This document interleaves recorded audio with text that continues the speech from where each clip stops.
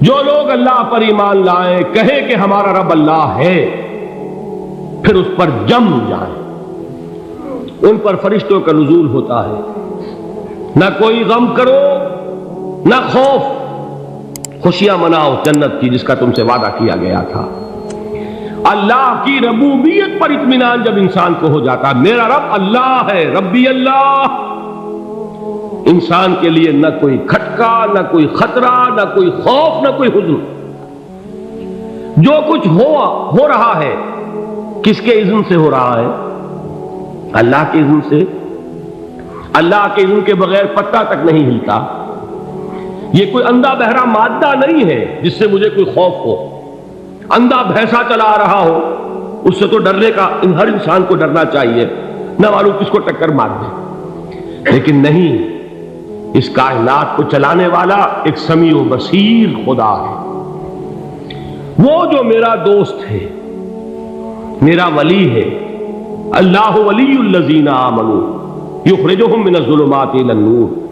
اللہ اہل ایمان کا ولی ہے، ساتھی ہے، پشت پناہ ہے، مددگار ہے، حمایتی ہے۔ بتائیے جسے یقین ہو جائے کہ اللہ میرا مددگار، اللہ میرا محافظ، اللہ میرا پشت پناہ، اللہ میرا حمایتی، اس کے لیے کوئی خوف ہوگا؟ اس سے کوئی ڈر ہوگا؟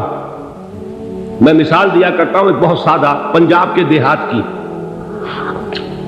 تو بڑا چودھری ہے اور کوئی غریب کسان ہے۔ اس غریب کسان کے جانوروں کو ہر وقت اندیشہ ہوگا چوری کا، کوئی میری بھینس کھول کر نہ لے جائے، کوئی میرا بیل کھول کر نہ لے جائے۔ لیکن جس کے بارے میں یہ سب کو معلوم ہو کہ وہ جو بڑا چودھری ہے وہ اس کا دوست ہے، اس کی بچیا کو کوئی خوف ہوگا؟ اس کی بھینس پر کوئی ہاتھ ڈالے گا؟ اسے کوئی اندیشہ ہوگا؟ نہیں۔ کیوں؟ کہ وہ بڑا چودھری، بڑا اس کا یہاں کا سردار، جاگیردار، سب کو معلوم ہے وہ میرا دوست ہے، کوئی میرے خلاف اقدام نہیں کر سکتا۔ اس دنیا میں یہ چھوٹی سی بات اگر آپ کے دلی اطمینان اور سکون کا باعث بن سکتی ہے تو ذرا تصور کیجئے۔ میں لفظ تصور استعمال کروں گا صرف اس لیے کہ اس کا ہم جس کو کہتے ہیں ادراک اور شعور کر نہیں سکتے، اگر کے ساتھ کر سکتے۔ اگر یقین ہو کہ اللہ میرا مددگار اور یقین ہو کہ اللہ ہر آن میرے ساتھ ہے، پھر کوئی خوف؟ کس کا خوف؟ کوئی شے اللہ سے بالا تر ہے؟ کوئی قوت اس سے زیادہ طاقتور ہے؟ کوئی اس کے ارادے کو بدلنے والا ہے؟ کوئی اس کی مشیت کے آڑے آنے والا ہے؟ یہی بات ہے جو حضور نے فرمائی۔ یہ ایمان کا حاصل ہے لب لباب،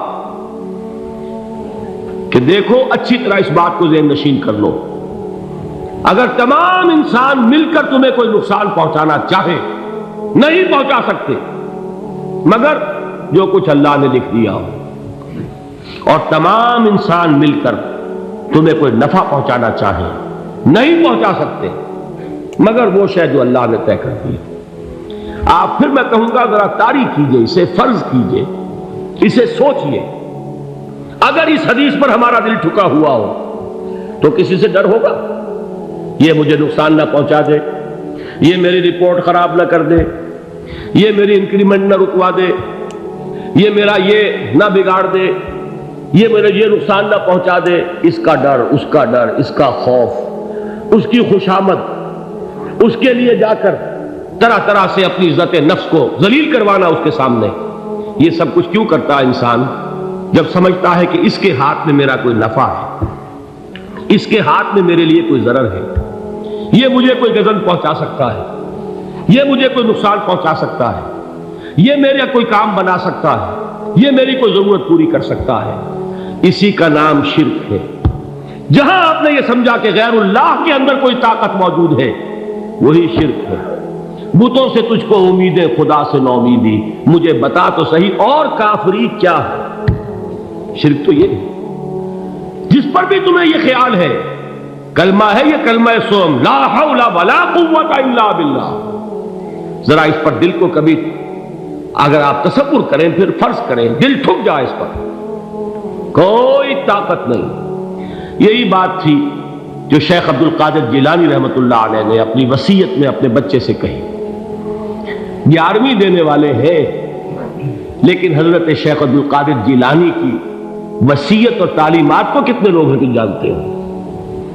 یہ جن مقامات تک پہنچے ہیں وہ کس چیز کی بدولت پہنچے؟ انہوں نے جو پیغام دیا وہ کیا تھا؟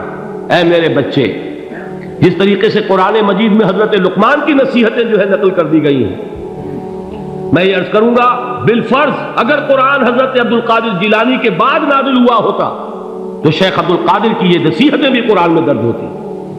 اتنی اونچی نصیحتیں ہیں. اے میرے بچے، اس حقیقت کو ذہن نشین کر لے، لا فاعل فی الحقیقت ولا مؤثر الا اللہ. اس کائنات میں نہ کوئی فاعل حقیقی ہے نہ مؤثر حقیقی ہے سوائے اللہ. کسی شے میں کوئی تاثیر نہیں اگر اللہ نہ چاہے. آگ جلا نہیں سکتی اگر اللہ نہ چاہے. پانی ڈبو نہیں سکتا اگر اللہ نہ چاہے. زہر ہلاک نہیں کر سکتا اگر اللہ نہ چاہے. کوئی چیز فائدہ نہیں پہنچا سکتی اگر اللہ نہ چاہے. تو در در پہ کیوں سر جھکاتے ہو؟ در در پر کیوں جبیں سائی کرتے ہو؟ سب کے سامنے کیوں ہاتھ پھیلاتے ہو؟ ایک اللہ سے مانگو، ایک اللہ کے سامنے زمین پر اپنی جبین رکھو. لا فاعل فی الحقیقت ولا مؤثر الا اللہ. نظر آتا ہے ہمیں کہ پانی پیاس بجھا دیتا ہے.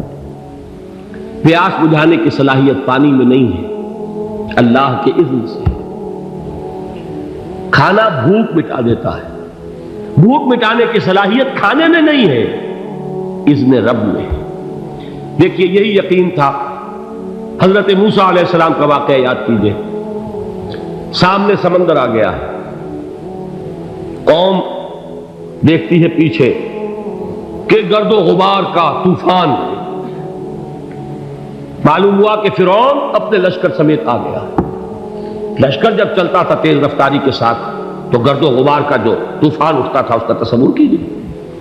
اور لمحہ بلمحہ وہ قریب آ رہا ہے. پوری قوم نے کیا کہا؟ اے موسیٰ انا لمدرکون، اے موسیٰ ہم کو پکڑے گئے. قرآن مجید نے تو یہاں وہ باتیں نہیں لکھی ہیں، لیکن تورات میں یہ درج ہے کہ بنی اسرائیل جھگڑنے لگے، دست و گریبان ہو گئے موسیٰ کے ساتھ. موسیٰ نے یہاں مروایا لا کر، اس سے تو ہم ہی بہتر تھے. وہاں کھانے کو ملتا تھا، زندگی تو تھی، بیگار ہم کر رہے تھے، موت تو نہیں تھی. اب جو کچھ ہوگا اس کا تصور کرو، جس طریقے سے ہمارے ٹکڑے اڑائے جائیں گے. تو لڑ رہے ہیں حضرت موسیٰ علیہ السلام سے. یہ تورات کی تفصیل ہے. قرآن میں صرف اتنا آیا ہے، پریشان ہو کر انہوں نے کہا انا لمدرکون، موسیٰ ہم کو پکڑے گئے. اس وقت موسیٰ کا جواب کیا ہے؟ کلا ان معی ربی سیہدین. نہیں، میرے ساتھ میرا رب ہے، وہ راستہ دے گا. بتائیے کہاں راستہ نظر آ رہا ہے؟ یہ ہے ایمان بالغیب. راستہ نظر نہ آئے تب اللہ پر یقین ایمان ہے. جیب میں پیسے ہوں اور تب دل کو اطمینان ہے تو ایمان کس پر ہوا؟ پیسے پر، اللہ پر نہیں.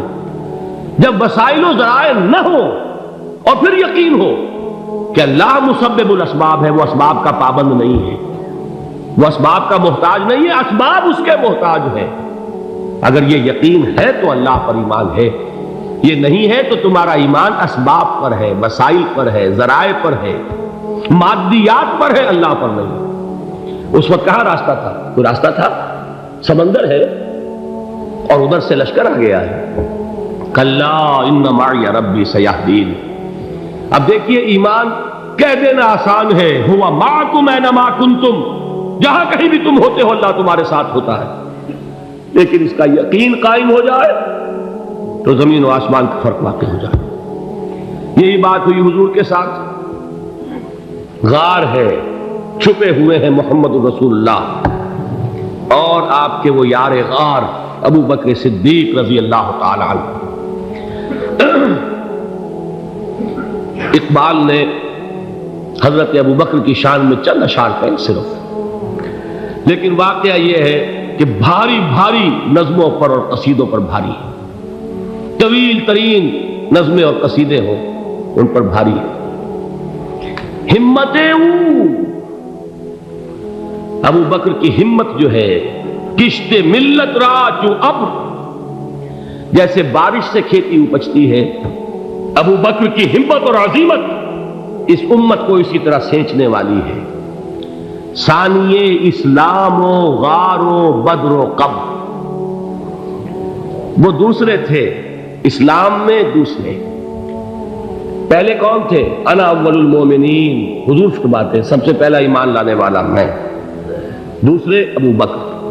ویسے ہمارے ہاں یہ چلتا ہے اختلاف، حضرت علی پہلے ہیں کہ حضرت ابو بکر پہلے ہیں، لیکن اس میں بڑی خوبصورت تطبیق قائم کی ہے علماء نے، اور بہت صحیح ہے۔ چار کے بارے میں فیصلہ ہی مت کرو کہ کون پہلے، ان کی ایک عجیب تقسیم کر دی ہے۔ آزاد مردوں میں، بالغ مردوں میں سب سے پہلے ابو بکر، بچوں میں سب سے پہلے علی، خواتین میں سب سے پہلے خدیجہ، اور غلاموں میں سب سے پہلے زید بن حارثہ۔ بڑی پیاری تقسیم ہے، یہ چاروں ہی پہلے ہیں، ہر ایک کے لیے اولیت ہے۔ اور واقعہ یہ ہے کہ اگر زمانی اعتبار سے تعین ہوگا تو پہلے خدیجۃ الکبریٰ آئیں گی رضی اللہ تعالی عنہ، کسی اور سے بات کرنے کی نوبت بعد میں آ سکتی ہے، پہلے تو اہلیہ محترمہ سے بات ہوئی، آتے ہی پہلی وحی ہوئی ہے، ابھی تبلیغ کا حکم نہیں تھا۔ کس کو بتایا واقعہ؟ ابھی اپنی نبوت کی تبلیغ کا تو حکم ہی نہیں آیا، واقعہ کس کا ہے؟ وہ خدیجہ کا ہے۔ جب کہا ہے کہ خشیت علی نفسی، مجھے اپنی جان کا اندیشہ ہے، تو کیا جواب دیا خدیجہ نے رضی اللہ تعالی عنہا؟ وہ صدیقۃ الکبریٰ ہے، صدیقات جو ہے خواتین ان میں چوٹی پر خدیجۃ الکبریٰ ہے رضی اللہ تعالی عنہا، اور صدیق جو مرد ہیں ان میں صدیق اکبر ہے ابو بکر صدیق رضی اللہ تعالی عنہ، لیکن صدیقات میں چوٹی پر۔ جب حضور نے فرمایا خشیت علی نفسی، کیا فرمایا، کیا عرض کیا، کیسے تسلی دی؟ نہیں نہیں، اللہ آپ کو ضائع نہیں کرے گا، آپ غریبوں کے ہمدرد ہیں، آپ مساکین کے تکالیف رفع کرنے والے ہیں، آپ بیواؤں کی سرپرستی کرتے ہیں، آپ مسافروں کی خدمت کرتے ہیں، اللہ آپ کو ضائع نہیں کرے گا، یہ یقین ہے اس خاتون کے اندر۔ خیر وہ ایک علیحدہ بات ہو جائے گی۔ میرے دل پر حضرت خدیجہ رضی اللہ تعالیٰ عنہ کی شخصیت کا بڑا گہرا نقش ہے، جو وہ کوئی اور ہی وقت اور موقع ہوا تو بیان ہوگا۔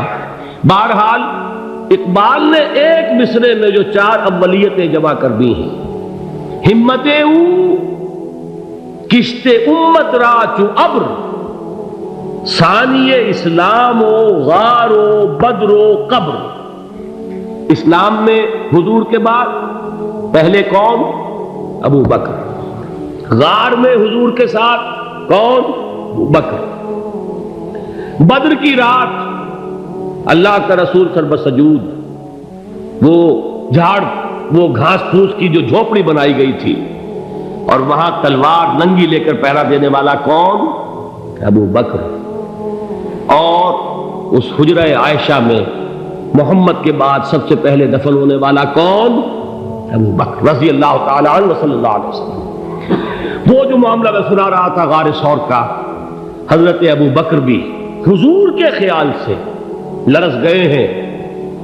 آپ کو یاد ہوگا کہ جا کر پہلے تمام جتنے سوراخ تھے انہیں بند کیا ہے، ایک سوراخ رہ گیا تھا جس کو بند کرنے کے لیے کوئی کپڑا نہیں تھا، وہاں اپنی ایڑی رکھی ہے، تب کہا ہے حضور سے تشریف لائیے، اور اپنے زانو پر حضور کو لٹایا ہے، اور وہاں کسی موذی جانور نے کاٹا ہے، حضور کی آنکھ لگ گئی تھی، اس وقت اس بل کے اندر جو بھی بچھو ہے کیا ہے واللہ عالم، اس نے کاٹا ہے، اس کی تکلیف کی وجہ سے ابو بکر کی آنکھوں سے آنسو ٹپک گئے، حضور کے چہرے مبارک پر پڑے ہیں، تو حضور جاگے ہیں، معاملہ کیا ہے؟ ایڑی نہیں ہٹائی وہاں سے، مبادا وہ جانور وہاں سے نکل کر محمد الرسول اللہ کو کوئی گزن پہنچا دے، ابو بکر کی ایڑی ہے، جس طرح چاہے کھا لے، ختم کر دے، جان نکل جائے تب کوئی آنچ آئے، محمد پر تو آئے، لیکن جیتے جی نہیں۔ وہ ہے ابو بکر۔ حضور کے خیال سے اس وقت حضور نے پھر اپنا لعاب دہن لگایا ہے، اور اس سے پھر آپ کی تکلیف ختم ہوئی۔ جیسے خیبر میں حضرت علی کی آنکھ دکھ رہی تھی، اس کو جو شفا حاصل ہوئی ہے وہ بھی حضور کے لعاب دہن سے ہوئی۔ تو بہرحال اس وقت انہوں نے کہا ہے کہ اے نبی یا رسول اللہ، اگر اس وقت ان میں سے کسی نے غیر ارادی طور پر بھی اپنے قدموں کی طرف جھانک لیا تو پکڑے جائیں گے۔ کیا جواب تھا اللہ کے رسول کا؟ لا تحزن ان اللہ معنا، اللہ ہمارے ساتھ ہے، کیوں گھبراتے ہو ابو بکر؟ یہ ہے ایمان باللہ، میرا مالک اللہ، میرا رازق اللہ، میرا محافظ اللہ، میرا مددگار اللہ، میرا پشت پناہ اللہ، میرا دوست اللہ۔ یہ دوستی ہے اللہ کی جو لب لباب ہے، حاصل ہے ایمان کا، اسی کا نام ولایت ہے۔ اولیاء اللہ کے سروں پر سینگ نہیں ہوتے، جس کے دل میں ایمان راسخ ہو چکا ہو وہی اللہ کا ولی ہے، جسے اللہ پر یقین ہو چکا ہے وہی اللہ کا ولی ہے، جسے یقین ہے اللہ میرے ساتھ ہے، میرا مددگار، میرا پشت پناہ، میرا ساتھی، میرا دوست، میرا محبوب، میرا محب۔ اللہ اہل ایمان سے محبت کرتا ہے۔ واللہ یحب الصادقین، ان اللہ یحب الذین یقاتلون فی سبیلہ صفا کانہم بنیان مرصوص۔ اللہ محبت کرنے والا، اہل ایمان محبوب، اور اہل ایمان محبت کرنے والے اللہ محبوب۔ والذین آمنوا اشد حبا للہ۔ آپ تصور کیجئے جسے یہ رشتہ ایمان یا رشتہ ولایت حاصل ہو جائے، الا ان اولیاء اللہ لا خوف علیہم ولا هم یحزنون، آگاہ ہو جاؤ، اللہ کے دوستوں کے لیے نہ کوئی خوف ہے نہ کوئی حزن ہے۔